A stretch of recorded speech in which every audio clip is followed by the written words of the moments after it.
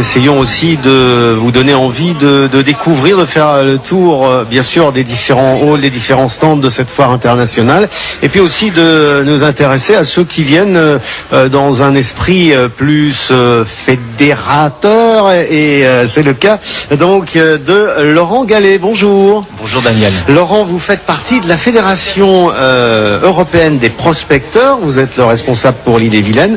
Alors, ces prospecteurs, ce sont tous ces gens que l'on voit quelquefois un peu à la tombée de la nuit peut-être, ou alors les week-ends, quand il fait pas très beau, sur les plages, avec ces curieux appareils qu'on appelait, je crois, autrefois les poêles à frire, c'est ça? Exactement, ouais, c'est l'appellation qu'on donnait. Donc ce sont les utilisateurs de détecteurs de métaux. Donc nous avons une fédération européenne des prospecteurs. C'est une structure donc de plus de 4000 adhérents, donc unis pour la même passion, donc la détection d'objets métalliques à l'aide d'un détecteur de métaux, donc qui prend tous les métaux, hein, de l'alu, on va dire, au bronze, cuivre, argent et or. Ouais. Et sur la Bretagne, nous sommes à peu près 350 de prospecteurs recensés. Ouais. Alors uniquement, je dirais, des passionnés, c'est pas une profession. On n'en vivrait pas. C'est clair. C'est beaucoup de temps passé, évidemment. Mais pour un résultat, alors il y a son plaisir personnel, je présume. C'est pour ça qu'on fait ça. C'est aussi peut-être même pour, entre guillemets, nettoyer les plages. Ah, tout à fait. On a un esprit écologique, puisque nous dépolluons énormément, c'est de l'alu. C'est vrai que les gens, quand ils voient un détectoriste, voient tout de suite le chercheur de trésors. Ouais. En fait, c'est pas du tout ça. Si la plupart des gens venaient avec nous, ils verraient qu'on trouve beaucoup de pointes, beaucoup d'objets métalliques hétéroclites. Ouais, bizarre. Ouais, donc les monnaies. Vous n'avez pas trouvé des dents en or qui sont pas encore. Pas encore. Bon, il peut y avoir de tout, évidemment. Et même vous pouvez venir en aide à par exemple des plagistes, des gens qui sont allés à la plage il y a quelques jours et puis qui ont perdu un objet précieux. Ouais. Bien sûr. Donc à l'intérieur de la fédération européenne, nous proposons un service qui s'appelle SOS Objets Perdus. Donc on a un système d'affichette que l'on transmet aux différents services de CRS sur les plages, dans les offices de tourisme, dans tous les commerces en fait, puisque ce que je vous ai pas expliqué, c'est que moi je suis responsable d'antenne du 35, mais on a des responsables d'antenne sur toute la France. Ouais. Par exemple, surtout en période estivale, il y a une personne qui me dit tiens, j'ai un ami de Montpellier qui a perdu une bague. Donc j'appelle mon collègue de Montpellier et donc il va intervenir sur la plage en question, essayer. Voilà.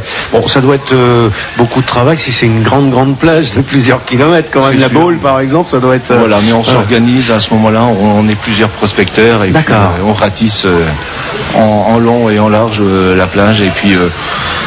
Certaines personnes nous disent tiens, je vais vous donner quelque chose, mais un simple sourire et le fait d'avoir retrouvé l'objet perdu, c'est important, évidemment. Ouais, tout à fait. Bon, donc c'est pas, on l'a vu, un commerce, même s'il y en a peut-être qui peuvent le faire avec cette période de crise qui touche évidemment de plus en plus de gens. Donc on se dit peut-être on va tenter sa chance et revendre certains métaux précieux. Mais je dirais que cette recherche est en danger car il y a de nouvelles lois qui, entre guillemets, peuvent voir le jour et qui vous empêcheraient comme ça ainsi de fouiller sur les plages. Oui, on s'aperçoit depuis peu qu'il y a une judiciarisation et un rejet de plus en plus marqué de la part du ministre de la Culture, le Comité national de recherche archéologique, puisque on est quand même à un loisir qui touche à l'archéologie un petit peu, plutôt que de nous considérer comme partenaires. Ouais, alors c'est vrai que le ministère de la Culture dit qu'il manque de crédit pour les services archéologiques. Nous ne sommes que des bénévoles. Nous demandons rien de mieux que d'adhérer avec eux. Alors mais malheureusement, les archéologues voudraient le monopole.